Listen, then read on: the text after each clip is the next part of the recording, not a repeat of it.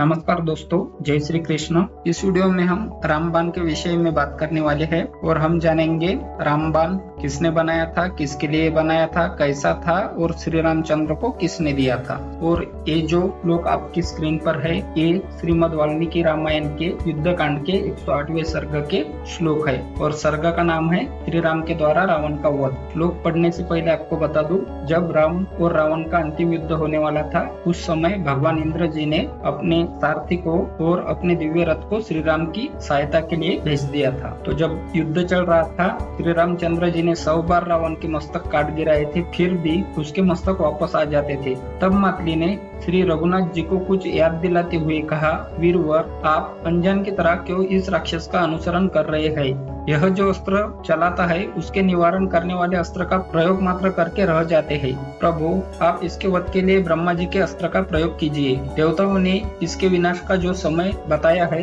वह अब आ पहुंचा है। मातली के इस वाक्य से श्री रामचंद्र जी को उस अस्त्र का स्मरण हो आया। फिर तो उन्होंने फुफकारते हुए सर्प के समान एक तेजस्वी बाण हाथ में लिया। यह वही बाण था जिसे पहले शक्तिशाली भगवान अगस्त्य ऋषि ने रघुनाथ जी को दिया था। वह विशाल बाण ब्रह्मा जी का दिया हुआ था और युद्ध में अमोघ था।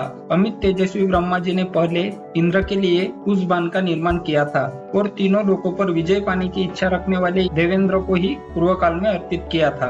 उस बाण के वेग में वायु की, धार में अग्नि और सूर्य की, शरीर में आकाश की तथा भारीपन में मेरु और मंदराचल की प्रतिष्ठा की गई थी। वह संपूर्ण भूतों के तेज से बनाया गया था। उससे सूर्य के समान ज्योति निकलती रहती थी। वह सुवर्ण से भूषित, सुंदर पंख से युक्त, स्वरूप से जाज्वल्यमान, प्रलय काल की धूमयुक्त अग्नि के समान भयंकर, दीप्तिमान, विषधर सर्प के समान विषैला, मनुष्य, हाथी और घोड़ों को विदीर्ण कर डालने वाला तथा शीघ्रता पूर्वक लक्ष्य का भेदन करने वाला था। बड़े बड़े दरवाजों, परिघों तथा पर्वतों को भी तोड़ फोड़ देने की उसमें शक्ति थी। उसका सारा शरीर नाना प्रकार के रक्त में नहाया और चर्बी से परिपुष्ट हुआ था। देखने में भी वह बड़ा भयंकर था।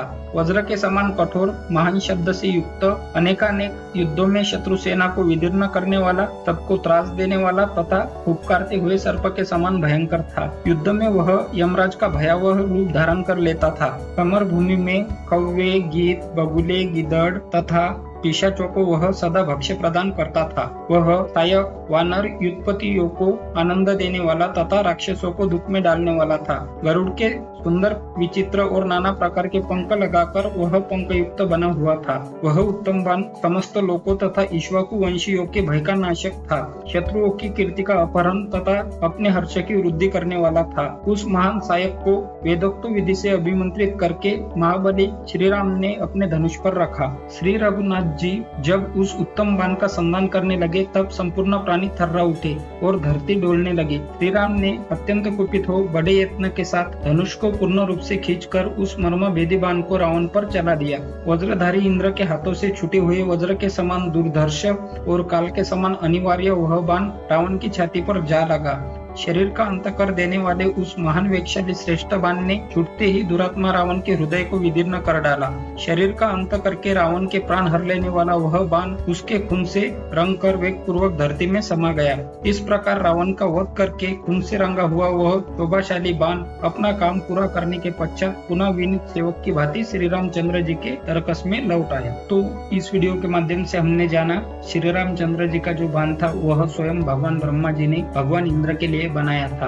और महर्षि अगस्त्य जी ने श्री रामचंद्र जी को दिया था। तो आशा है आपको ये जानकारी अच्छी लगी होगी। अगर आपको ये जानकारी अच्छी लगी है तो वीडियो को लाइक करें और इसी तरह की धर्मयुक्त और रोचक जानकारी आप तक पहुंचती रहे, इसके लिए इस चैनल को सब्सक्राइब अवश्य करें तथा बेल आइकन दबाना ना भूलें। आज के भाग में बस इतना ही, फिर मिलेंगे अन्य विषय के साथ। तब तक के लिए जय श्री कृष्ण, जय श्री राम।